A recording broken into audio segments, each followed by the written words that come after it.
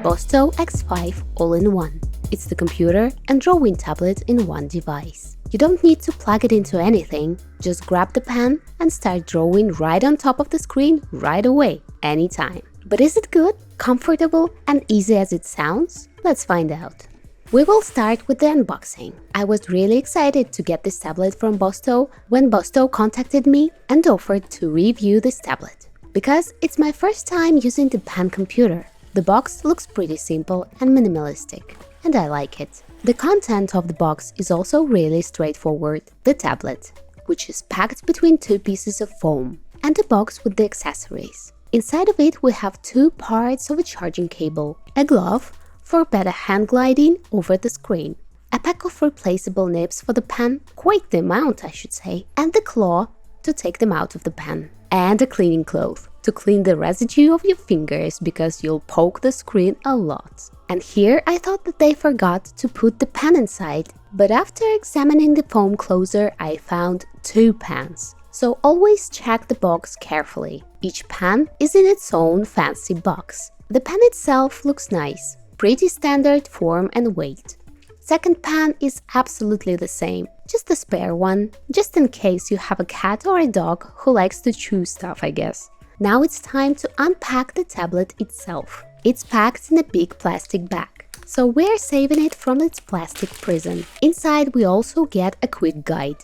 It's simple and short. So now we can finally move to the tablet. On the back we have a couple of integrated brackets. They give a pretty comfortable angle for drawing. It also has holes for different mounts if you want to put it on one. The screen is protected by the film. We need to remove it before use. So here are some satisfying unpeeling sounds.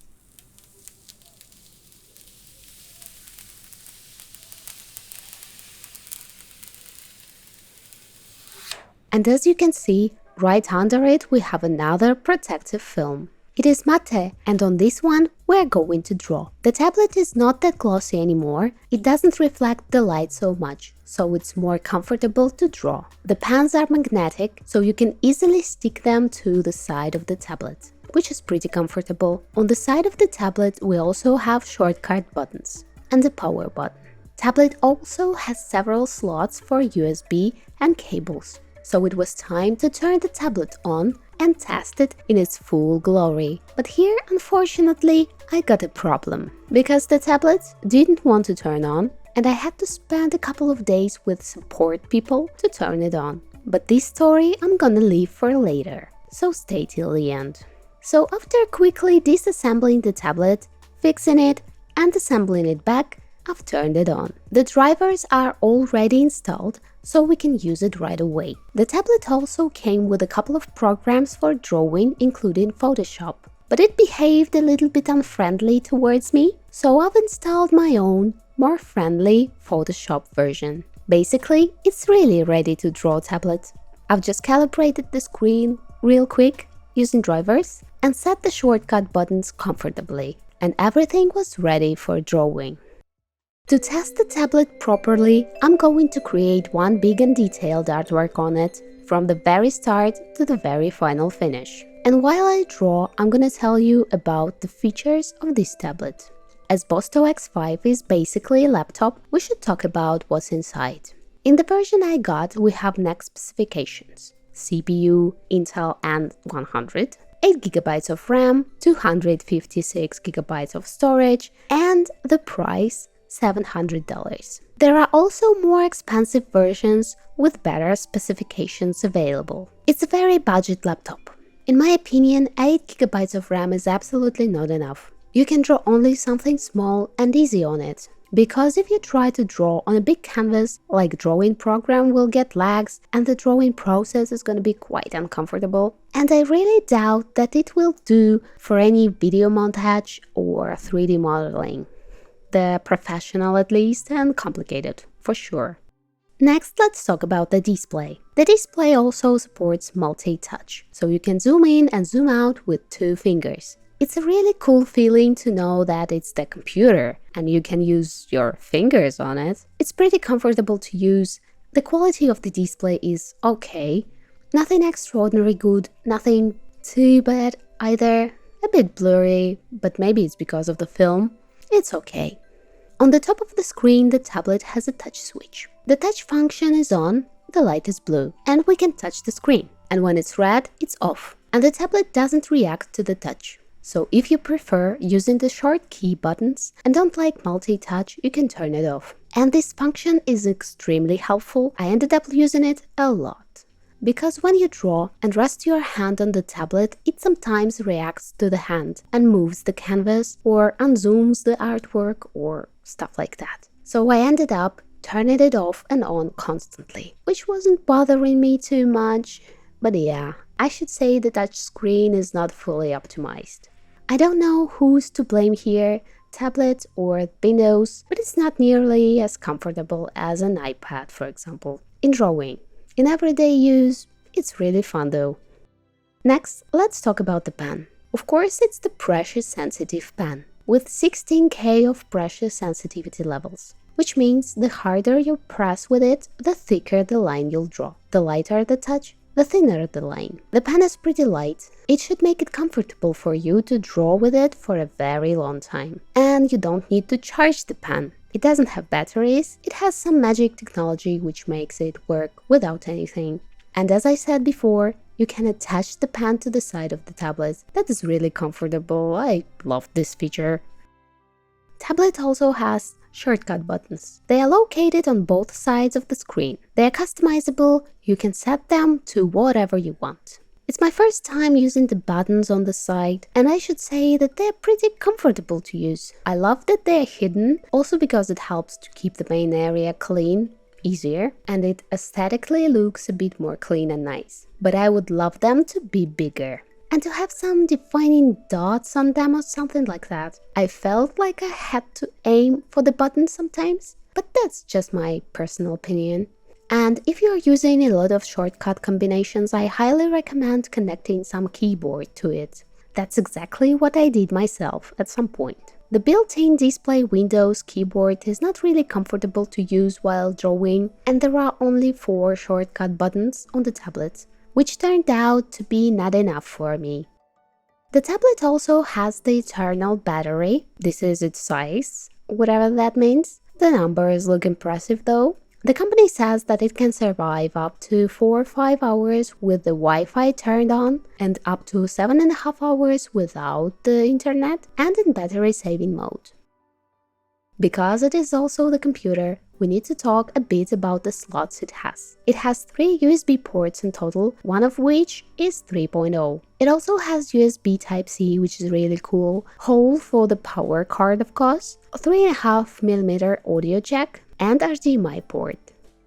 Now let's talk about the drawing experience. So I got the basic version of this tablet with 8GB of RAM, and I should say it's not enough for a comfortable work on the Windows computer. The system itself takes a lot of RAM and it doesn't leave much for the drawing program. So I had to make my canvas smaller a couple of times in order for it to work comfortably and limit the amount of layers in Photoshop I use. I would totally recommend getting the 16GB of RAM version. It would give you 10 times more comfort and a nicer experience. Here everything was alright. It took me some time to get used to the touch screen and Photoshop together, but it was really fun. And it's my first time using the touch screen on Windows computer, and it's kind of, fun. If you need a standalone digital drawing device, you're on a budget, and you absolutely need Windows as an operating system, this boy will do. I'm gonna post a whole real-time drawing process video on my channel. It will be around 5 hours in total, so if you wanna see my real experience, check it out.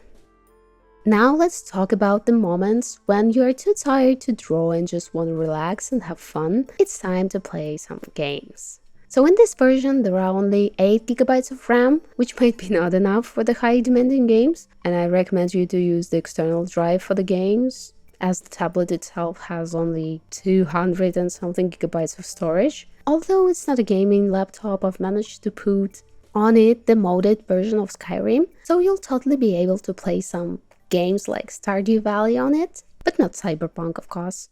By the way, if you want to get access to all of my brushes, poses, references and step-by-step tutorials, consider supporting me on Patreon. Thank you for your patronage! So what are the good things I found?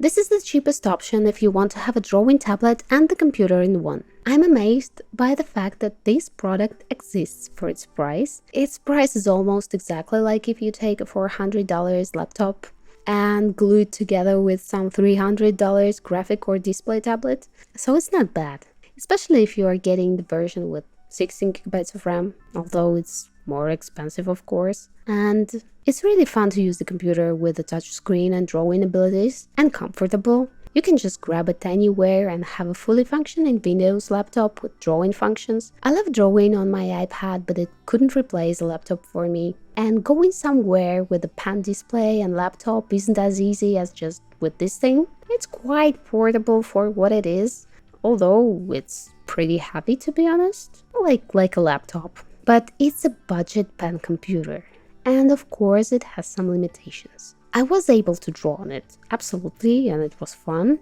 but there are totally some things. As I said many times already, 8 gigabytes of RAM for me was not quite enough because I like to draw on really big canvases. The Windows itself is gonna take about 6 gigabytes with some antivirus or something, so you are left with 2 gigabytes for drawing. It's not enough, and it's absolutely not enough for 3D, video montage or anything else like that. You won't be able to comfortably draw and use OBS to record your process. Also, the touch screen is not optimized. I don't know who is to blame here, tablet or Windows, but it's not nearly as comfortable as an iPad, for example, in drawing. In everyday use, it's really fun though, absolutely. And honestly, the last thing that it arrived to me in a not working condition, unfortunately, so I don't even know what to say about that. In general, it's a budget pen computer. It's absolutely a nice thing for drawing. I loved it.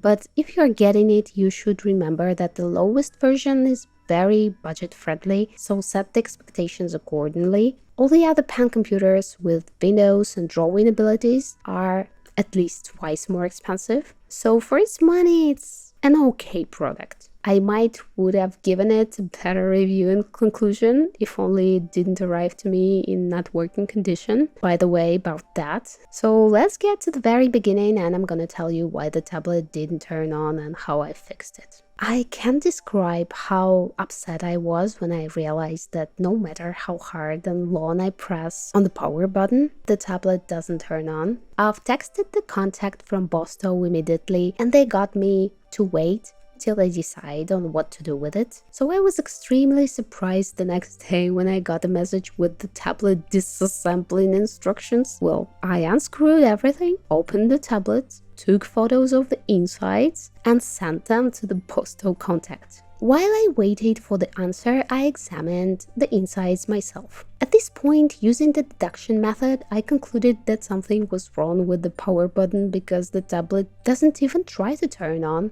And when there is something wrong with the RAM or motherboard, you can at least turn the computer on. After 30 minutes of looking at all this, the reason was found. To my incredible happiness, it was simple and easy to fix. The power cord from the button to the motherboard wasn't fully connected, and it was too short. So I've unscrewed the battery, untaped the tape so the cable could finally reach the motherboard, and plugged it in properly. Screwed the battery back, closed the tablet, put all the screws back, and soft covers to the screws. I've also put them back, and it was finally working. It wasn't a super hard task for me, as I've changed the fan in my previous laptop, upgraded RAM in it, cleaned it and stuff, so I'm not afraid of disassembling computers. It's still a very stressful thing to do every time, but I can do that. But I doubt that it's a very common skill, so I have no idea what other people would do in this case. Bosto sent me instructions on how to do stuff,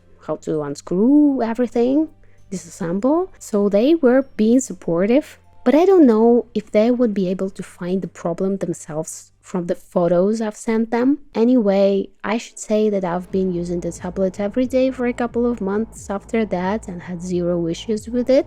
It works perfectly fine now, but only after I fixed it.